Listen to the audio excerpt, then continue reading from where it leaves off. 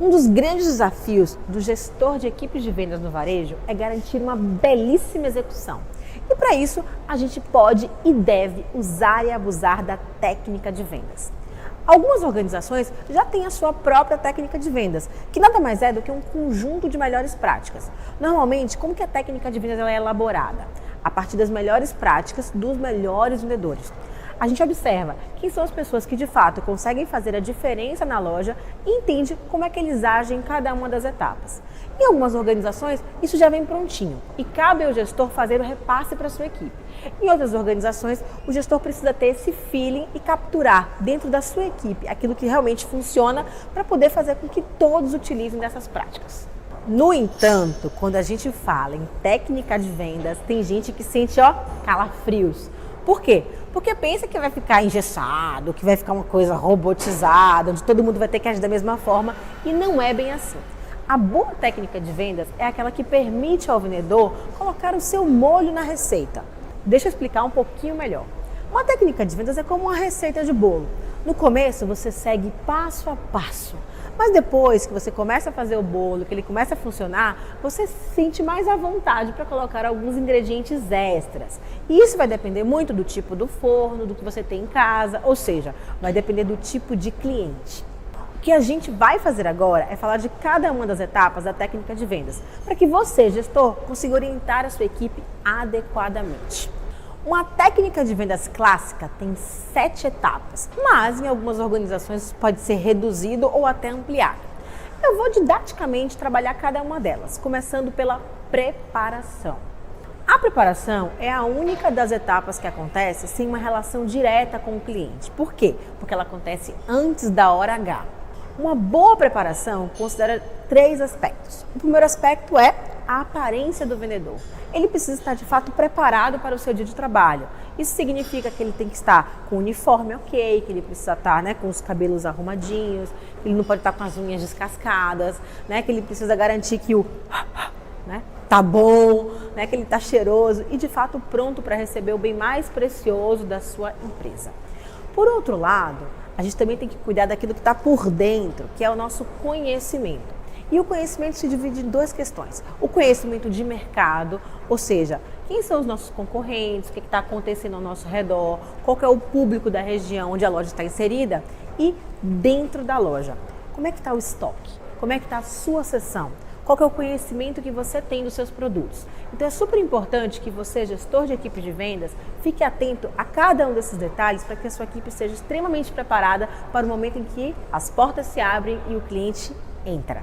A loja abriu e os clientes começaram a entrar. Como que a gente deve fazer a tal abordagem? Eu costumo recomendar que você não fique na porta da loja chamando os clientes, porque isso costuma ser bem chato. Mas é importante que a equipe demonstre que está disposta. E para isso, na hora que o cliente passa na frente da loja, ele precisa enxergar uma equipe com sorriso, uma equipe com disposição e não uma equipe ali, mexendo no celular ou escorada no balcão. A partir do momento em que o cliente entra na loja, oriente a sua equipe a cumprimentá-lo com bom dia, boa tarde, boa noite e sempre, mas sempre, perguntar o nome do cliente. E muito mais importante do que perguntar o nome do cliente é usar. Por que eu estou dizendo isso? Porque por protocolo, alguns perguntam, mas no meio do atendimento o que acontece? Eles esquecem o nome do cliente e aí é um tal de inho, florzinha, moço e por aí vai. No processo de abordagem, é também importante que o vendedor ele se coloque à disposição do cliente. E uma frase muito clássica que é utilizada é: posso ajudar? Sempre que o vendedor fala essa frase, em forma de defesa, o cliente responde: não, eu só estou dando uma olhadinha. Por isso, a nossa sugestão é que você oriente a equipe a perguntar como posso lhe ajudar. Porque dessa maneira, eu já pressuponho que eu vou ajudar aquele cliente de alguma forma. E só estou querendo entender dele como que eu posso fazer isso. Pode parecer um detalhe, mas faz toda a diferença. Um outro ponto muito importante da abordagem é o rapport. Rapport é aquela sintonia fina, é aquele momento onde o vendedor e o cliente eles dão match. Para isso acontecer, é muito importante que o vendedor esteja disposto a acompanhar o ritmo do cliente. Ou seja, um cliente apressado, ele quer ser atendido de uma forma mais veloz. Um cliente que está com calma, ele quer ser atendido de uma forma um pouco mais demorada, detalhada. Por isso que é sempre muito importante orientar o time a fazer esse tal rapport, que é buscar de fato essa sintonia fina com o cliente. Na etapa de abordagem, a gente consegue conquistar do cliente confiança. E essa confiança vai permitir que a gente vá agora para a terceira etapa, que é a sondagem. Na sondagem, a gente precisa fazer perguntas, mas não é qualquer tipo de pergunta não. São perguntas que mostrem, que demonstrem o nosso interesse genuíno pelo cliente. E não somente aquelas perguntas que vão ajudar a gente a saber o que exatamente ele procura.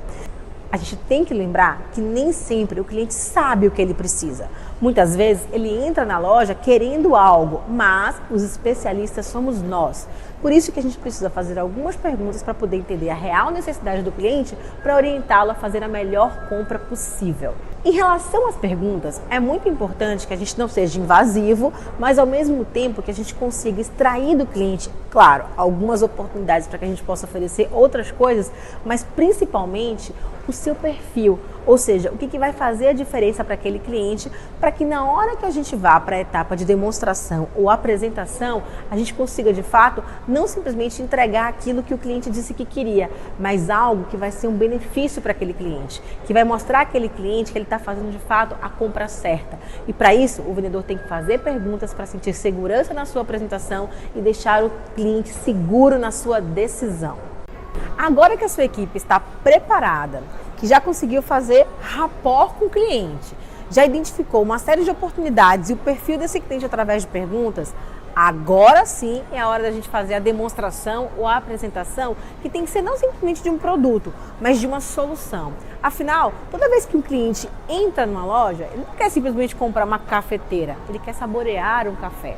Então a gente tem que conseguir vender esse benefício no momento da apresentação. Nessa etapa, a maneira como a gente fala é muitas vezes mais importante do que aquilo que a gente mostra para o cliente. Por isso que o vendedor ele tem que conseguir criar todo um cenário para que o cliente não simplesmente enxergue o produto que ele vai comprar, mas que ele consiga perceber quais são os benefícios que ele vai ganhar a partir da aquisição daquele produto e como a sua vida vai se tornar diferente a partir dali.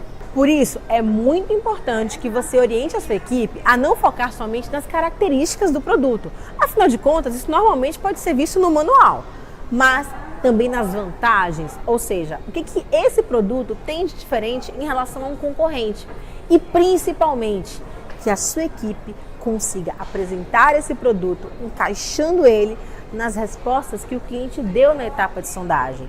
Ou seja, a gente precisa gerar uma conexão. Por isso que é importante conhecer as características, mas reforçar as vantagens e principalmente vender os benefícios. Essa é exatamente a hora da venda. É a hora que a gente tem a possibilidade de colocar em prática todo o nosso conhecimento e toda a nossa preparação. Acabou por aí? Não, nem tudo são flores. Por mais que a equipe seja preparada, que ela tenha conseguido gerar confiança, que ela tenha feito as perguntas certas e tenha feito uma super apresentação, é muito comum que o cliente apresente o quê? As objeções. Mas a gente tem que lembrar, objeção não é decisão. E é nesse momento, inclusive, que a gente pode fazer muita diferença. Porque muitos vendedores, diante de qualquer um, só estou dando uma olhadinha, ou vou dar uma pesquisada maior, ou tenho algum tipo de dúvida, ou preciso falar com a minha mulher, desistem da venda. Então, a gente pode dizer que o grande objetivo da etapa de negociação é solucionar as dúvidas do cliente. E para isso, o fator crítico de sucesso é a disposição. Ou seja, a sua equipe tem que estar muito disposta para não desistir da venda na primeira objeção que o cliente apresenta. Dúvidas solucionadas, objeções contornadas, eis que chega a hora do fechamento. E a mesma energia que a gente colocou receber um cliente, a gente tem que colocar no final da venda também. A gente sabe que muitas vezes a loja está lotada. E é muito comum que a gente jogue o cliente no caixa e ele saia sem a gente nem perceber. No entanto, se a gente não tiver a oportunidade de acompanhar o cliente até o caixa, acompanhar o cliente até a saída da loja, que pelo menos a gente passe essa bola bem redonda, apresentando o cliente à pessoa que irá atendê-lo a partir daquele momento. O momento do fechamento, ele garante não somente a satisfação do cliente, mas também o sucesso do cliente em relação à sua utilização daquele produto. Por isso que é muito importante que os vendedores façam uma recapitulação daquilo que o cliente está levando, das garantias, da forma de pagamento, para que a gente não tenha retrabalho. Nada melhor do que a gente garantir que todo o processo de venda foi do começo ao fim extremamente bem feito, certo? Agora sim aquele curioso que estava circulando pela nossa loja efetivamente virou cliente. E o que a gente precisa fazer? A gente precisa garantir um belo de um pós-venda. Eu sei que nem todas as lojas têm um sistema de pós-venda adequado, mas se eu fosse você, eu orientaria a sua equipe de vendas a sempre pegar um número de celular, um número de e-mail, para que a gente possa, no momento da vaca magra, fazer contato com aquele cliente. Ou até mesmo, depois de 1, 2 ou 3 dias, mandar um simples WhatsApp perguntando para ele se ele está satisfeito com aquele produto que ele comprou. Eu conheci um vendedor que fazia isso de uma forma muito genial. Ele pegava o celular ao final de cada uma das suas vendas, anotava o nome da pessoa, o celular e o produto que aquela pessoa comprou e para que a pessoa comprou aquele produto. 2 ou 3 dias depois, esse vendedor mandava um WhatsApp para aquele cliente perguntando: "E aí, Carol, satisfeita com aquela calça que você levou de presente para o seu marido?" E isso gerava uma conexão super diferenciada. Eu, por exemplo, sempre que tenho oportunidade, atravesso a cidade para comprar com essa pessoa. Isso é uma pós-venda de qualidade. E a gente tem que lembrar que uma venda bem feita, ela tende a gerar uma outra venda. Aliás, o melhor feedback que a gente pode receber de um cliente é a recompra, certo? Você, como gestor de equipes comerciais, tem o desafio de vender para a sua equipe uma atitude diferenciada. Para isso, conheça muito bem a melhor técnica de vendas adequada à sua loja. Venda para eles os benefícios que eles terão a partir do momento em que eles colocarem essa técnica de vendas em prática e, de fato, conheça cada uma das etapas. Lembre-se, na preparação a gente tem que ter muito conhecimento para que a gente possa se sentir seguro e passar segurança. Na abordagem, a gente precisa gerar confiança no cliente e, para isso, nada melhor do que fazer rapport e levar um assunto que seja relevante para o cliente. Na etapa de sondagem, precisamos fazer perguntas estratégicas que nos permitam conhecer melhor o perfil do cliente e também identificar oportunidades. Na etapa da apresentação, a gente tem que conectar as necessidades e desejos do cliente com aquilo que a gente tem para oferecer. Na etapa de negociação, o nosso desafio é solucionar as dúvidas, por isso que a equipe tem que estar muito bem disposta. E no fechamento, muito mais do que a satisfação do cliente, a gente precisa garantir o sucesso do cliente. E não se esqueça de falar com eles também sobre a pós-venda, pois isso é o que vai gerar uma venda após a outra. Você, como gestor de equipes de vendas, não precisa somente conhecer a técnica e repassar a técnica para a sua equipe, mas garantir a sua execução. Importante, sai do fundo da loja, sai da área administrativa ou sai da resolução de problemas e passa a atuar na frente mesmo, Acompanhe os seus vendedores fazendo algumas vendas para que você possa dar feedbacks, para que você possa dizer para eles o que eles estão fazendo de muito bom ou aquilo que eles precisam melhorar. A gente só consegue dar um feedback construtivo se a gente de fato tiver evidência, certo? Atuando dessa forma, você vai conseguir dia após dia alavancar a performance do seu time e com isso todo mundo vai bater meta, todos os clientes vão ficar satisfeitos e todo mundo vai ficar muito mais feliz. Bora nessa?